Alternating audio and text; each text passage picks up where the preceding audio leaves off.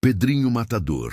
Apenas a menção desse nome evoca uma mistura de fascínio e repulsa, um calafrio que percorre a espinha. Mais de 70 assassinatos confessos, um número que desafia a compreensão e nos força a questionar. Como um jovem se transforma em um dos maiores serial killers do Brasil? O que o impulsionou a tamanha violência, a um ciclo interminável de sangue e vingança? A história de Pedrinho é um labirinto de crueldade, mas também de uma estranha lógica própria, onde a linha entre vilão e justiceiro se torna perigosamente tênue. Ele é o monstro que a sociedade criou, ou um produto de suas próprias escolhas, moldado por um ambiente que não lhe ofereceu outra saída. Nascido Pedro Rodrigues Filho, em 1954, em uma fazenda na zona rural de Minas Gerais. Sua chegada ao mundo já carregava um prenúncio de violência. Conta-se que ele nasceu com um crânio lesionado devido a chutes que sua mãe recebeu do pai durante a gravidez. Esse não foi o único trauma. A infância de Pedrinho foi um retrato da miséria e da desestruturação familiar. Cresceu em um ambiente de brigas constantes, alcoolismo e abusos, onde a violência era a linguagem dominante. Não demorou para que os primeiros sinais de um comportamento agressivo e antissocial começassem a surgir. Pequenos incidentes na infância, brigas com outras crianças, um desrespeito crescente por regras e autoridades. Ele não era apenas uma criança difícil, havia algo mais profundo, uma rafaiva latente que fervilhava sob a superfície. Aos 13 anos, essa raiva explodiria pela primeira vez de forma letal. O gatilho, uma desavença banal, mas que em seu universo particular assumiu proporções de ofensa imperdoável. Seu pai, um homem violento e abusivo, havia agredido sua mãe. Em um ato de retaliação que marcaria o início de sua longa e sangrenta jornada, Pedrinho não hesitou. Ele tentou matar o próprio pai, ferindo-o gravemente. Mas o crime que o catapultou para o mundo do assassinato foi o do pai de sua namorada, que a havia abandonado após uma briga. Pedrinho, o garoto que já flertava com a criminalidade, não suportou a injustiça percebida. Ele pegou uma espingarda e tirou a vida do homem, cometendo seu primeiro assassinato. Aos 13 anos, Pedro Rodrigues Filho já era um assassino. Após esse crime, a fuga se tornou sua nova realidade. Deixando para trás a fazenda e a família, ele se jogou nas ruas, um adolescente em um mundo adulto e brutal. Viveu como um andarilho, um pária, e a violência rapidamente se tornou seu mecanismo de sobrevivência. Em Bauru, São Paulo, ele assassinou um traficante de drogas e, em seguida, um padeiro que o havia demitido. Cada morte era um passo a mais na escalada da violência, uma confirmação de sua própria lei.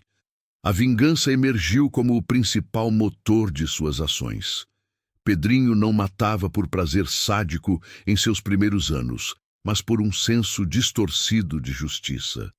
Ele se via como um executor, um vingador, punindo aqueles que de alguma forma o haviam prejudicado ou a seus entes queridos. A justiça era feita com as próprias mãos, sem leis, sem tribunais, apenas o veredito de Pedrinho e a execução imediata. A transição de vítima de uma infância traumática para agressor implacável foi rápida e brutal. As experiências de abandono, abuso e desrespeito moldaram uma personalidade que não sentia empatia, apenas o impulso de retaliar. Ele era um espelho da violência que o cercava, refletindo-a de volta ao mundo com juros. Antes de continuarmos, inscreva-se no canal e diga-nos nos comentários de onde você está assistindo.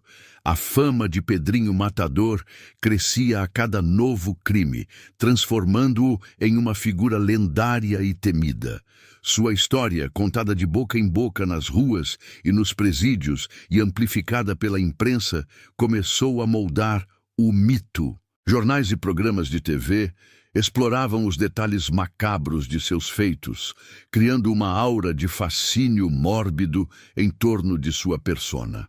A sociedade, ao mesmo tempo chocada e intrigada, não conseguia desviar o olhar desse homem que desafiava as normas, que se arvorava em justiceiro em um mundo onde a justiça oficial parecia falhar. Essa fascinação pública revela um lado sombrio da natureza humana, uma curiosidade quase voyeurística pelo abismo da violência e da transgressão. Ao entrar no sistema prisional, Pedrinho não encontrou um freio para sua fúria, mas sim um novo palco para exibi-la. A prisão, que deveria ser um lugar de reabilitação e contenção, tornou-se para ele mais um território a ser conquistado, um ambiente onde suas regras de sobrevivência e vingança continuavam a valer. Longe de ser intimidado, Pedrinho Matador continuou a matar dentro das cadeias, adicionando mais vítimas à sua já extensa lista. Ele se adaptava ao mundo carcerário com uma facilidade assustadora, entendendo suas hierarquias e códigos não escritos e usando-os a seu favor. Um dos crimes mais notórios de Pedrinho dentro da prisão foi o assassinato do próprio pai. Após ter sido preso, seu pai também foi encarcerado na mesma penitenciária, acusado de ter matado a mãe de Pedrinho. Para muitos, esse seria um reencontro doloroso, mas para Pedrinho foi a consumação de uma vingança pessoal que ele acalentava desde a infância.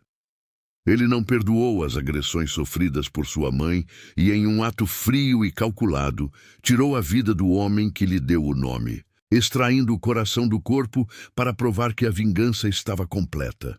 Esse ato brutal chocou até mesmo os mais endurecidos criminosários e solidificou sua reputação de implacável. As prisões brasileiras, superlotadas e muitas vezes sem controle efetivo, permitiram que Pedrinho continuasse a operar sob sua própria lei.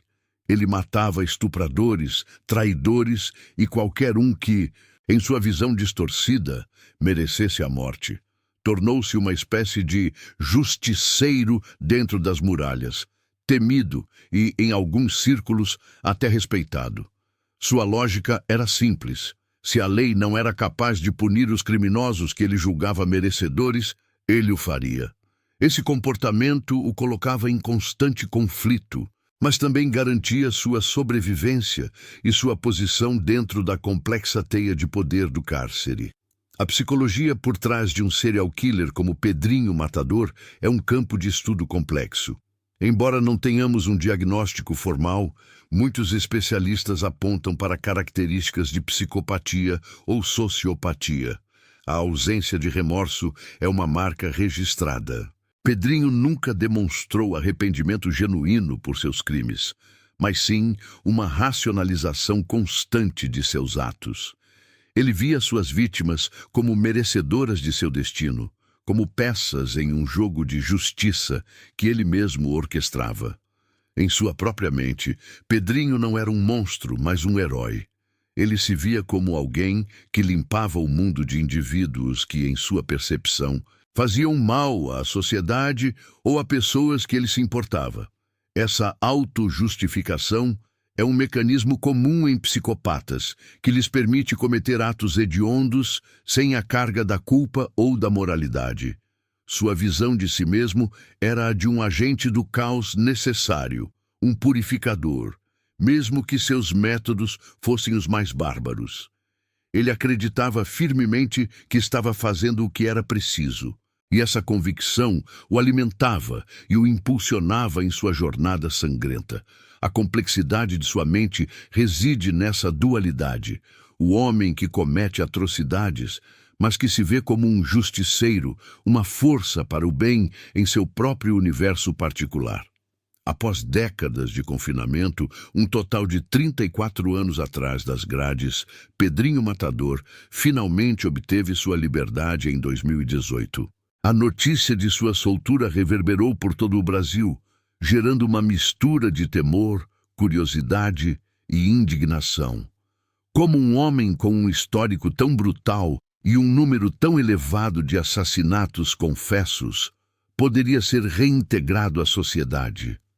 A expectativa sobre seu futuro era palpável. E a sociedade se perguntava se ele seria capaz de se afastar do caminho do crime ou se a violência era uma parte indelével de sua essência.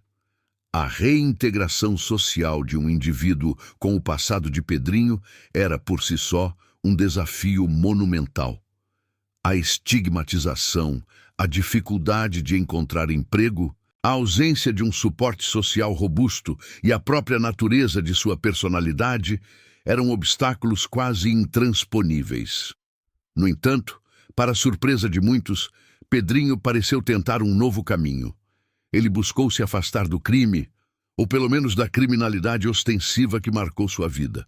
Uma das mais inusitadas reviravoltas em sua trajetória foi sua incursão no mundo digital. Pedrinho Matador se tornou youtuber e influenciador digital, compartilhando suas experiências de vida, dando conselhos e até mesmo expondo seu ponto de vista sobre a criminalidade e a justiça. Em seus vídeos, ele falava sobre arrependimento, sobre os erros do passado e sobre a importância de não seguir o caminho que ele mesmo trilhou. Essa nova vida gerava uma contradição gritante. De um lado, o homem que se apresentava como arrependido, buscando uma redenção pública e uma nova forma de se comunicar com o mundo. De outro, o passado indelével de um dos maiores assassinos em série do país, cujas vítimas somavam dezenas. A imagem pública de Pedrinho Matador era um paradoxo. O criminoso brutal, que agora tentava se reinventar como uma figura midiática, um guru da não-violência, apesar de sua própria história ser a personificação da violência extrema. Muitos viam seus vídeos com desconfiança, questionando a sinceridade de seu arrependimento e se perguntando se aquilo não passava de uma nova forma de autopromoção. O desfecho de sua história, contudo, foi tão trágico quanto irônico. Em 5 de março de 2023, Pedrinho Matador foi assassinado em Mogi das Cruzes, São Paulo. Ele foi executado a tiros enquanto estava na rua, em um ato de violência que ecoava a própria vida que ele havia levado. O justiceiro que tirou a vida de tantas pessoas acabou encontrando seu próprio fim de forma violenta. Sua morte gerou um novo ciclo de especulações e teorias.